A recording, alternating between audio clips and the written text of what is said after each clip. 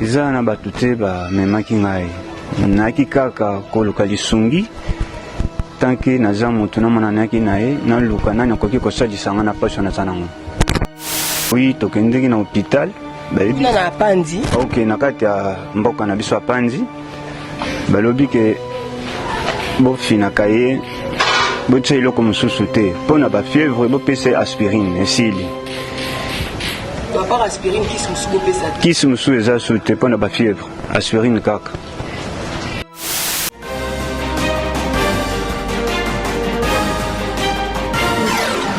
Mbote na bandeko nyonso bamisana kolanda biso basali na bino oyo toyaka auprès na bino ko pesa bino ba information bolukaka lelo ngai musali na bino naza awa na commune ya Makala na famille moko quelconque bokoyeba pourquoi naza awa et eza juste pona koluka koya epai na bino kosenga bino lisungi nde tolobaka.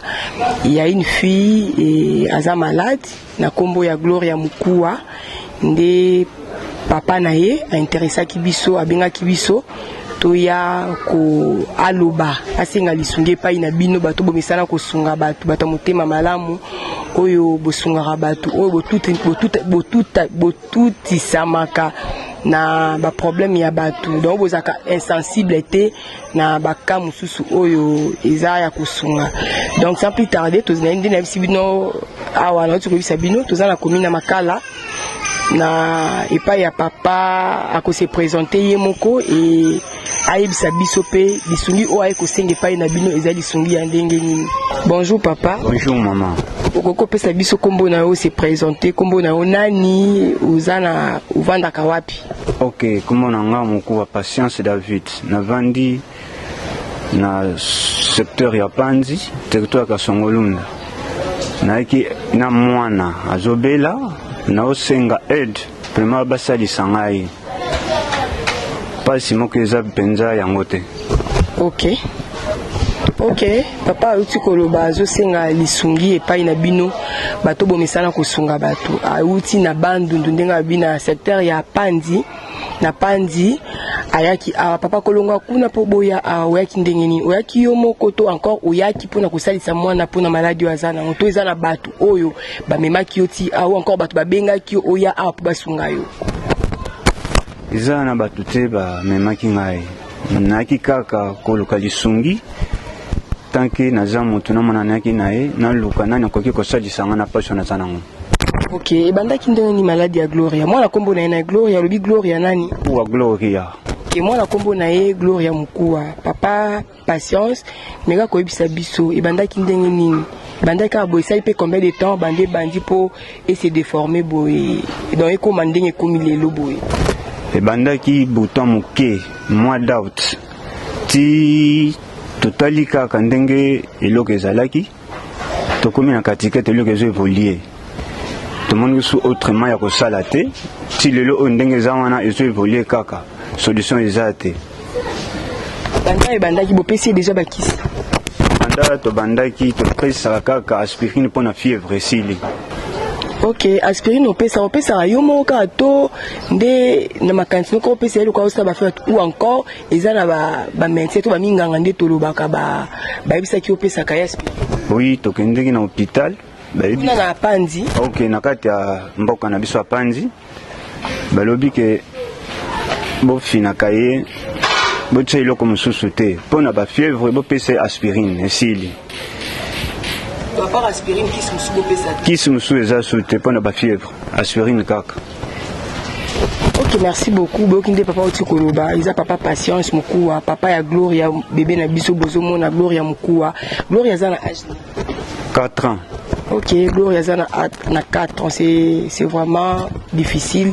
Il y a au moins un ange boy na maladie boy. Donc papa lobi à partir ya bandundu ba médecin de ba yebisa ki papa que ba pesa ki musuté. Donc papa bi bataki juste un bouton, des boutons ne comme que se développer ekomi tindenge ekomi boye mais ba médecin ça qui apesa ekisité ba finara kaka nde baza kofina mais kofina la kisité bandi ko se développer tango papa moni ete nesika avant daka kuna na bandundu lisungi ezate yango ai awa na Kinshasa ko luka lisungi et pas bino bandi ko na biso poto bana Kinshasa bana poto bana Amérique bana partout dans le monde au bokota la elima oyo vraiment vous allez insensible tenaka oyo Gloria a seulement 4 ans Gloria za kaka na 4 ans donc aza papa za vraiment na besoin lisungi moni Gloria ko la awa bino nyonso bo supporter te ça fait tellement mal que moi na mukie boye to ebite uti wapi bon nzambe moko ayebi mais au moins les médecins dit que ba pesa ye le côté ce que papa ndongo yaki na bando na Kinshasa déjà okutani na minganga ya Kinshasa ou encore baba ba meki ko orienter ndenge ni bosala pona mwana ba pesa ba kiso encore ba coopérer mwana to ezandeni oui okutana kina bango hôpital ni bokende hôpital monene to bo place to mataki na clinique universitaire balobaki ke bapese kaka bakalma esili yo ozosomba bakalma wana eutaki epa na bango naza nango mpe awa 2 plaquettes ndeko na ya mwasi oyo ayambaki ana Kinshasa mwana na ya mwasi ayambaki ana Kinshasa nde mwana ameka mpe koexplike biso qu'est-ce qui se passe ezoleka ndenge nini bonjour yaya Kombo na ngai Dorcas Bembo. Dorcas Bembo par rapport à Grâce Gloria Ozana. Naza grande sœur na. OK, Gloria grande sœur na. Papa lobaki ayaki bokina na clinique universitaire. Est-ce que vous pouvez expliquer biso la clinique universitaire bosala ki nini? Nini elekaki kuna po siko boyo sala bokomi na niveau nini?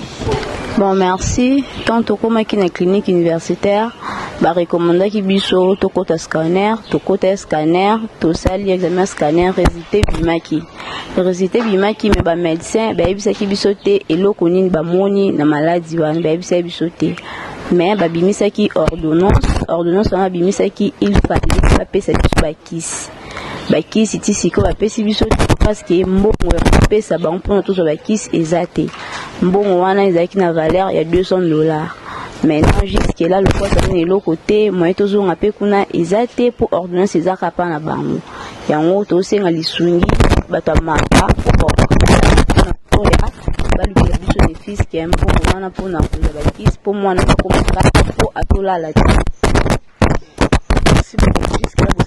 moi na ozo kisité et le côté ordonnance c'est ça kuna na clinique université pas ba médecin ba donc ba on ba ordonnance pour pesa bon mais pour mon cité à boika eza ko s'aggraver au jour la partie na bandeko balandi bino kande famille tikolo donc baza bloqué qui s'exate moi na ozo kisité on met là le côté donc elle est comme ça elle prend rien donc ça fait vraiment mal les os s'est développé malade les os s'est développé moi nazo zwa kisi mon côté bino bato mais ça na ko songa bato Gloria seulement 4 ans asa kaka na 4 ans donc to sunga vie à moi na oyo ozo souffrir le parce que le lendemain partir à l'éternel to éviter yaka na lisungi na libota oyo ba uti bandu ba exiza pona ko luka lisungi et na hôpital na clinique universitaire ba bloquer bango ba pesi bango ki cité ba pesi bango ordonnance ba bloquer pourquoi parce que ba pesa ki mbongo tembo a pesi zate et il faut somba quand même ba kisi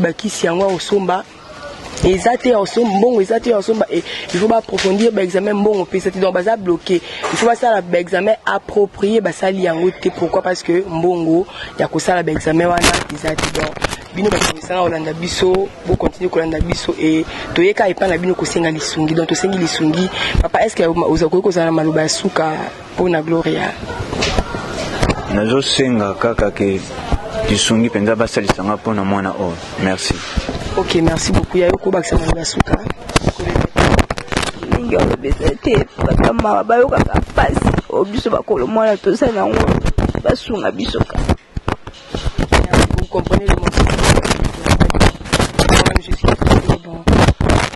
bobenga biso na ba numéro oyo ekozala affiché na ba de vos écrans et beaucoup bakolanda biso na ba chaîne obomisana kolanda biso à la prochaine.